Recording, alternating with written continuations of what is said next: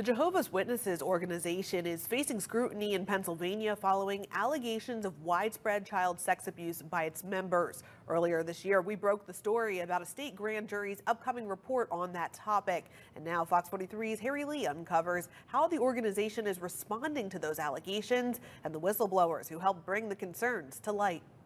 This is a serious issue for whistleblowers like Martin Hawk, who I met in May. He was so devoted to Jehovah's Witnesses that even after he walked in on another member sexually molesting his 4-year-old daughter, he didn't go to police for another 11 years. Now that he's gone public with his story, Jehovah's Witnesses have labeled him an apostate and warned other members not to engage with him.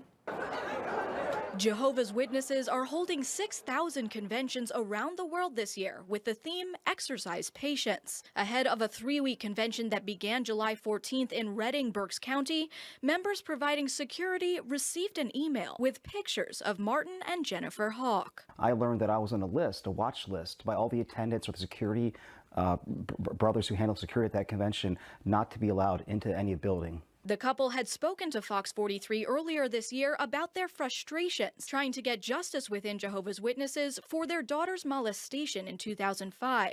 They eventually left and were disfellowshipped or shunned. The email warned that the Hawks, quote, are not one of us. This is really something that is not shocking to me because I've watched the organization for decades and dealt with them in court. According to Jehovah's Witnesses expert Rick Allen Ross, the email shows that the organization is responding defensively to whistleblowers and critical media coverage on their handling of child sex abuse. They basically go after these whistleblowers and can disfellowship them, shun them, and punish them for speaking out. Jehovah's Witnesses should be listening to them and in an effort to try and correct what's wrong and to deal with the situation of child sexual abuse within the organization. The email also claims the Hawks have tried to get into past conventions by, quote, mingling with the crowd upon entry, dressing and acting as if one of us. Martin Hawk says he did attend one protest outside the 2018 Reading convention,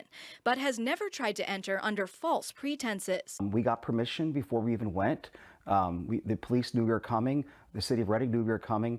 We were respectful. We didn't engage with any Jehovah's Witnesses. We didn't try to enter the building. He says the email shows who Jehovah's Witnesses are choosing to target. It really hurt me, because again, it's their convention. They can determine who can come and who cannot.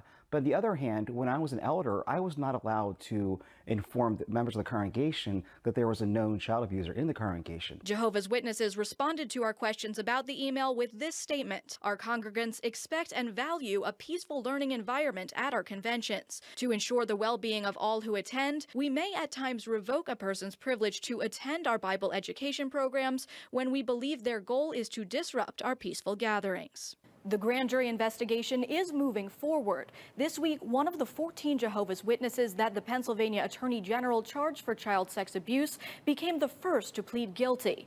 We, of course, will continue following this story and bring you updates on air and on fox43.com. Harry Lee, Fox 43 News.